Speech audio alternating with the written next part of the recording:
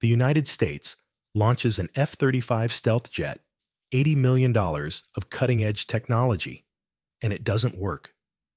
What happens when your warplanes can't fly and your submarines go silent? Not because of a design flaw, but because China cut off a single element hidden inside its paint. And what happens when your allies can't smuggle you the fix? In May 2025, Beijing didn't just ban exports. It dismantled the smuggling network that kept America's military running. Rare earths rerouted through South Korea disguised as cosmetics, traced, exposed, blocked. And now the Pentagon says weapon systems could shut down in 90 days, not years, days. What just happened isn't a trade war. It's a quiet kill switch, and the United States just heard it click. On May 9th, 2025, China didn't just shut down smugglers. It launched an all-agency crackdown designed to erase the last escape hatch in America's rare earth dependency.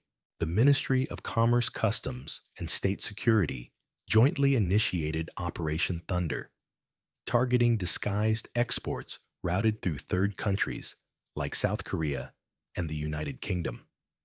According to Bloomberg, China controls 70% of global rare earth production and over 90% of refining capacity, with 44 million tons in reserves, nearly half the global total. This isn't a new Cold War. It's an invisible blockade.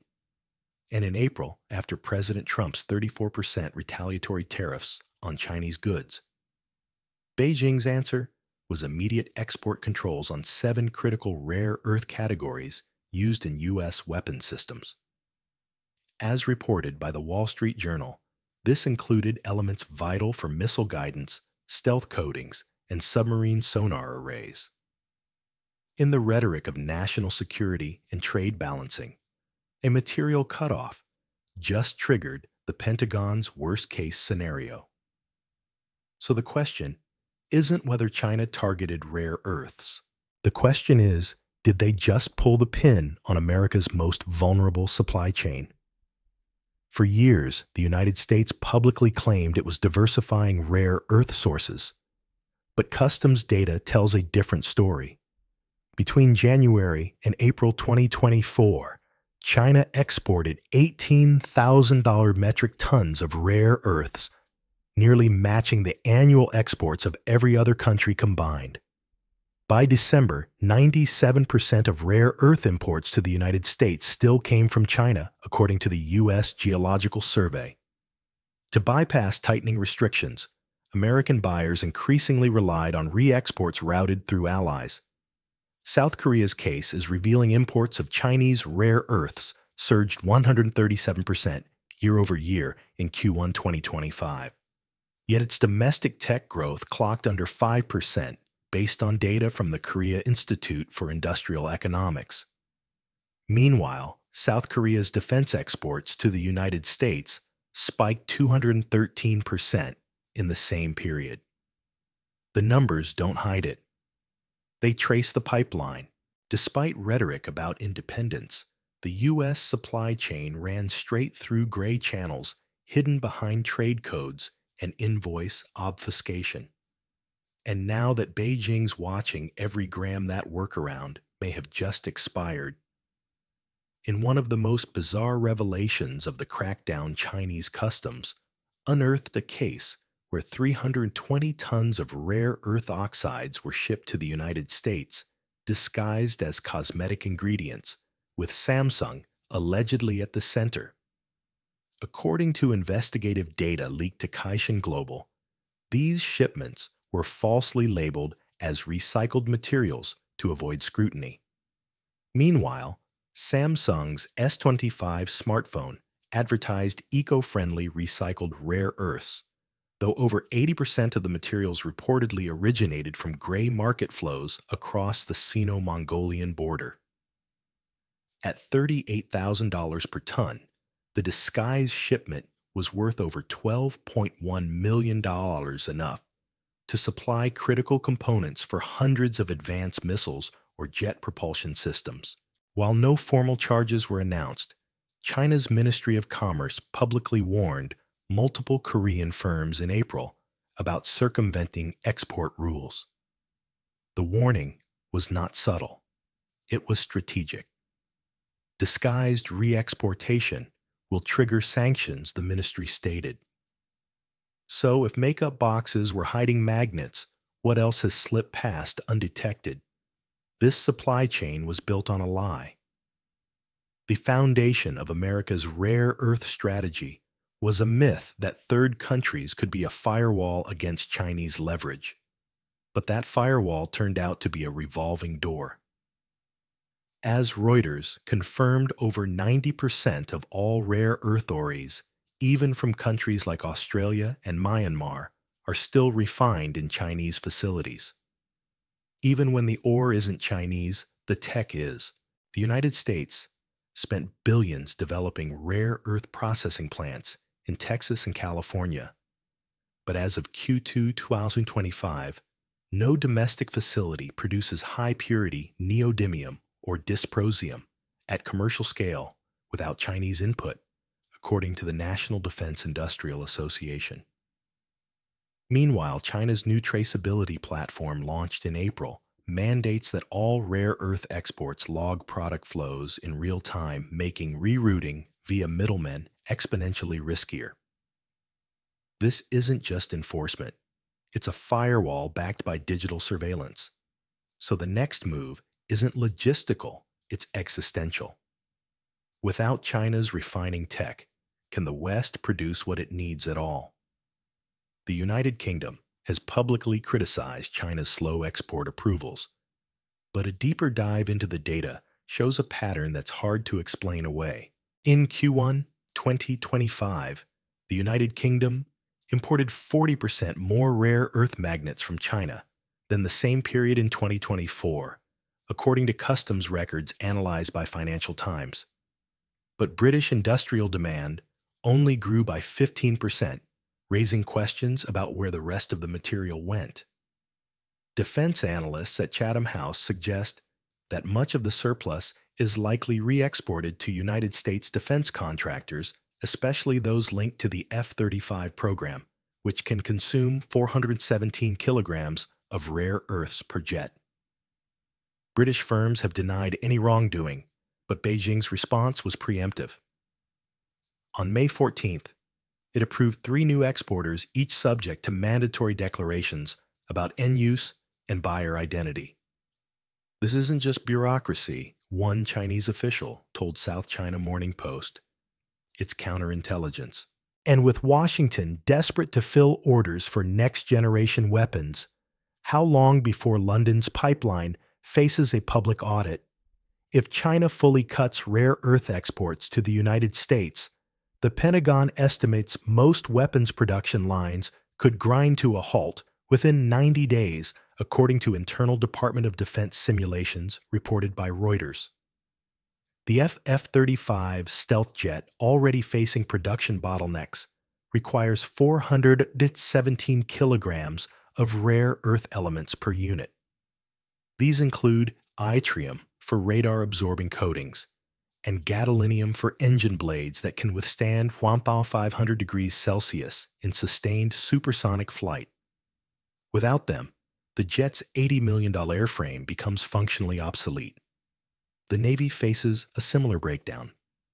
A single Virginia-class nuclear submarine consumes 4.2 metric tons of rare earths. With erbium, critical to sonar systems, and neodymium magnets enabling quiet propulsion. These are not accessories. They're operational lifelines. The Wall Street Journal noted that, as of May 2025, over 87% of the rare earths used in U.S. defense applications trace back to Chinese refining, despite years of diversification attempts.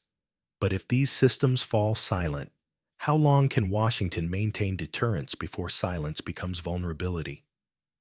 Faced with China's supply chokehold, the Trump administration revived an old plan with new urgency: deep-sea rare earth mining. The target ocean beds up to 5,500 meters deep, with costs that rival lunar exploration. A 2024 GAO report found U.S. seabed mining technology lags China's by 20 years, and even the most optimistic feasibility studies from the U.S. Geological Survey projected a minimum $250 billion investment and a 10-year ramp-up, assuming environmental litigation doesn't delay development further. Meanwhile, alternatives have repeatedly collapsed. Ukraine's 5 million ton rare earth deposit lies 80% inside Russian-controlled zones, while Greenland's radioactive contamination adds $300 per ton in waste remediation, per a 2025 Bloomberg investigation. Even Australia's mineral sands proved unusable. Once shipped to the U.S., they still require China's patented refining processes. Trump's 2025 task force quietly admitted in April that no known source of supply is scalable without Chinese technology. So if every escape hatch leads back to Beijing, what exactly is Plan B? Beijing's latest move wasn't just another restriction. It was digital containment. In April 2025, China rolled out a national rare earth traceability platform, requiring all exporters, refiners, and intermediaries to register real-time data on every shipment down to the gram. According to China Daily and Kexen, the platform logs mine origin, export classification, end-user destination, and corporate disclosure of application, effectively criminalizing gray market laundering via third countries. It's a full-spectrum response to schemes like South Korea's alleged cosmetic cover exports and the UK's unexplained magnet surplus. Avoiding the illegal flow of strategic minerals has become an urgent and important task, said China's Ministry of Commerce on May 9th. The system is modeled after blockchain-like trace logs and now includes gallium, germanium, antimony tungsten, and 7 rare earth categories, with over $13 billion in unauthorized mineral flows suspected in 2024 alone, according to China's General Administration of Customs. Enforcement has shifted from ports to databases. And if there's no more place to hide, can the West still pretend there's another door left open? With U.S.-China trade talks set in Switzerland this week, rare earths are no longer just a bargaining chip. They're the leverage point.